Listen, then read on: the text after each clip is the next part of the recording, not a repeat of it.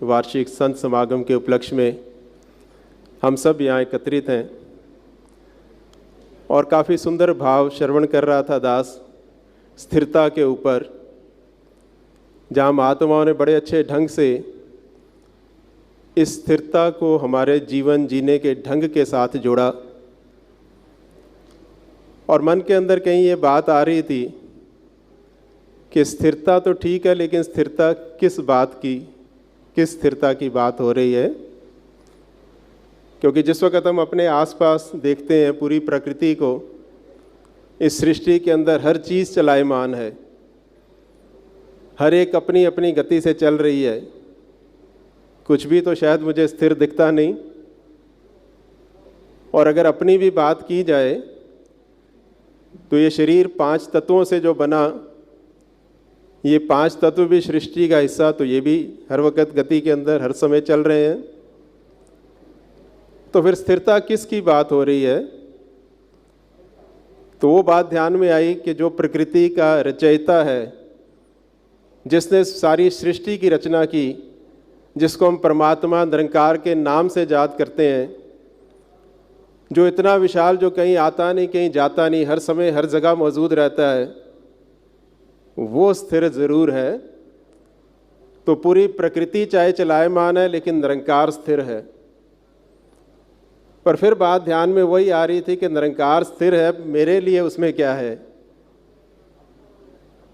तो वो बात ध्यान में आई कि ईश्वर अंश जीव अविनाशी, कि इस ईश्वर का अंश जो अविनाशी है, नाश होने वाला नहीं, जो इस 5 तत्व शरीर के अंदर बैठा है, तो अगर वो ईश्वर का अंश है तो स्थिरता की बात भी उसकी हो रही है कि बाकी चीज़ें तो चलती ही रहेंगी, लेकिन स्थिर उसको होना है जो सोच की बात, जहाँ महात्मा अभी ये भी जिक्र कर रहे थे और सदगुरु माता जी ने भी अपने विचारों में हमें बात बताई कि इस निरंकार का एहसास करते हुए इससे एकमिक हो जाना ही भक्ति है। क्योंकि जब इस विशाल निरंकार जो खुद स्थिर है उसके साथ मिल जाते हैं, तो मैं भी स्थिरता की ओर बढ़ता चला जाता हूँ। एक छोटा सा उदाहरण लेते हैं। हम कोई ट्रैवल के लिए हवाई जहाज़ का सहारा लेते हैं। अब जिस वक्त हवाई जहाज़ के अंदर मैं बैठकर सफ़र कर रहा हूँ, तो वो लगभग 800 किलोमीटर प्रति घंटा की रफ्तार से उड़ रहा होता है। पर उसके अंदर बैठे हुए मैं भी जब 800 किलोमीटर की रफ्तार से उड़ रहा हूँ, मुझे वो महसूस नहीं होता कि मैं इतनी तेज़ गति से चल रहा हूँ। कोई अगर बाहर खड़ा देखे तो उसको नज़र आता है कि एरोप्लेन इतनी तेज़ उड़ रहा है, पर मैं क्योंकि उसका संग कर रहा हूँ, उसके साथ बैठा हूँ, तो मुझे महसूस ही नहीं होता कि मेरी भी इतनी गति है। वो गति होते हुए भी मैं स्थिर हूँ उसके अंदर। अब सोच के देखें कि जो इसके जहाज़ में चढ़ जाते हैं, जब ये स्थिर है, तो फिर दुनिया की बाकी सारी चीज़ें चलायमान होते हुए भी मैं स्थिर हो जाता हूँ। तो भाव केवल इतना कि मेरा जुड़ाव निरंकार के प्रति बना रहे। बचपन में सुना करते थे कि हाथ कार वाल दिल यार वाल, कि संसार के सारे कर्म करते हुए, सारे कार्य करते हुए, अपने गृहस्थी का निर्वाह करते हुए, मन से सासंगत जुड़ाव जब निरंकार के साथ रहता है, जिस वक्त सतगुरु पे विश्वास रहता है, तो मेरा जीवन भक्ति मार्ग पे जहाँ चल रहा होता है, वहीं मेरे जीवन के अंदर एक स्थिरता वाली, ठहराव वाली अवस्था, सहजता वाली अवस्था से ये जीवन भी अच्छे ढंग से बिताना शुरू हो जाता है। एक और दास को उदाहरण ध्यान में आ रही है कि एक गुरसिक की अवस्था जो जुड़ा होता है निरंकार के साथ, जिसका विश्वास गुरु के प्रति पूर्ण होता है, उसकी कैसी सासंगत अवस्था होती है।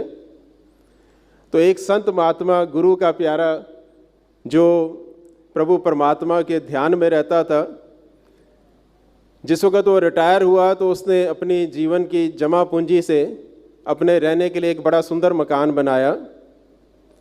मकान बन के तैयार हो गया।